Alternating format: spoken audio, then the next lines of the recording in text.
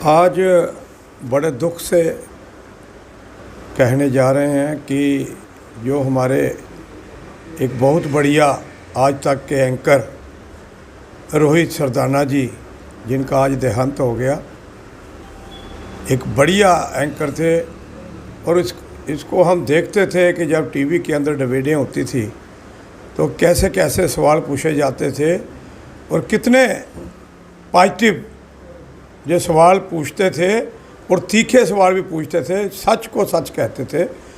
तो आज बड़े दुखी मन से कह रहे हैं कि ऐसे नौजवान जो एक बढ़िया सबसे बेहतर कई इनाम पाए हैं इन्होंने, मुझे नहीं लगता किसी और ऐसे एंकर ने इतने इनाम पाए हों। तो आज उनको पहले कोरोना, उसके बाद हार्ट अटैक, उनकी अचानक जो डेथ हुई है, बड़े दुखी मन से हम इनको आज यहाँ श्रद्धांजलि दे रहे हैं। मैं अपनी तरफ से आज तक के बेहतरीन एंकर और एक बेहतरीन इंसान कहूँगा रोहित जी को। उनके आज कोविड की वजह से उनका निधन हुआ, मैं उस पर गहरा दुख प्रकट करता हूँ और भगवान से प्रार्थना करता हूँ कि भगवान इस महान आत्मा को शांति दे। और इसके साथ साथ जो भी लोग, जिन लोगों ने इस कोविड में अपनी जान गंवाई है, मैं सबके लिए भगवान से प्रार्थना करता हूँ उन सबको शांति मिले। और लोगों से अपील करता हूँ, आग्रह करता हूँ कि कोविड को लाइटली ना ले।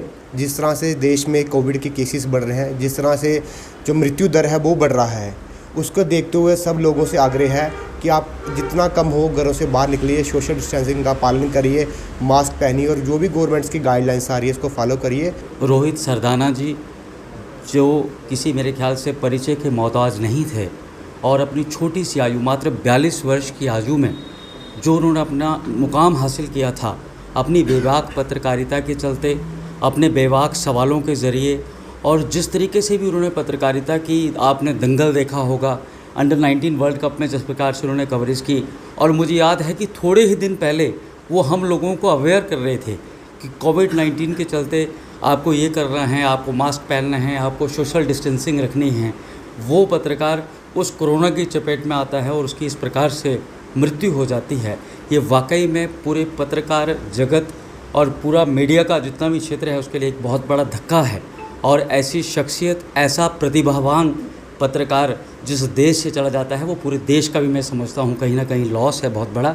हम अपनी ओर से उनके परिवार के प्रति अपनी संवेदनाएं प्रकट करते हैं और उस परमात्मा, उस प्रभु से ये प्रार्थना भी करते हैं कि उनकी आत्मा को शांति दे और इस दुख की घड़ी में उनको, उनके परिवार को इस दुख को सहने की वो कहीं ना कहीं शक्ति प्रदान करे। मैं एक बार फिर अपनी ओर से और अपने पूरे कठुआ वासियों के, नगर वासियों की ओर से, जम्मू कश्मीर वासियों की ओर से रोहित सरदाना जी को श्रद्धांजलि वो अर्पित करता हूँ। आज बहुत ही दुख भरा दिन है। जैसे मुझे समाचार मिला रोहित सरदाना जी का, कानों पर विश्वास नहीं हुआ कि वो हमारे बीच नहीं रहे। आप मानो यकीन, मेरी आंखों में पानी आ गया कि इस देश में जो अच्छे पत्रकार हैं वो इस देश से जा रहे हैं। इस चीज़ का मुझे बहुत ज़्यादा दुख है और मुझे अभी भी यकीन नहीं हो रहा कि वो हमारे बीच में नहीं रहे हैं। क्योंकि मैं उसे आए दिन देखता था कि ताल ठोक के जी न्यूज़ में बेधड़क बोलते थे। उसके बाद आज तक में आए, उन्होंने बेबाकी से दंगल को चलाया, बड़े इत्मीनान से देखते थे। उनके सवाल जवाब आज भी मेरे कानों में इसी तरह गूंजते हैं। मैं चाहूँगा कि देश ने एक सच्चा पत्रकार खो दिया आज, और इसकी कमी कभी पूरी नहीं की जा सकेगी। आज मैं इस स्थान पर उन्हें श्रद्धांजलि देने आया हूँ और श्रद्धांजलि देके एक अपने दिल से एक मैसेज देना चाहता हूँ कि कोविड का नियमों का पालन कीजिए। जैसे हमने एक सच्चे पत्रकार को खो दिया, हम नहीं चाहते हमारा भाई बहन कोई और भी जाए इस दुनिया से। क्योंकि आए दिन खबरें मिल रही हैं कि आज वो गया, कल वो गया। जैसे दादी तोमर जी भी, आज उनका भी कोविड से देहांत हो गया। ये भी बहुत एक दुखदायक घटना है। मैं इसीलिए सभी से विनती करता हूं कि कोविड के नियमों का पालन करें और अपने घरों में सुरक्षित रहें। यही सभी से विनती है, प्रार्थना। और एक बार फिर भावहीन श्रद्धांजलि रोहित सरदाना जी को।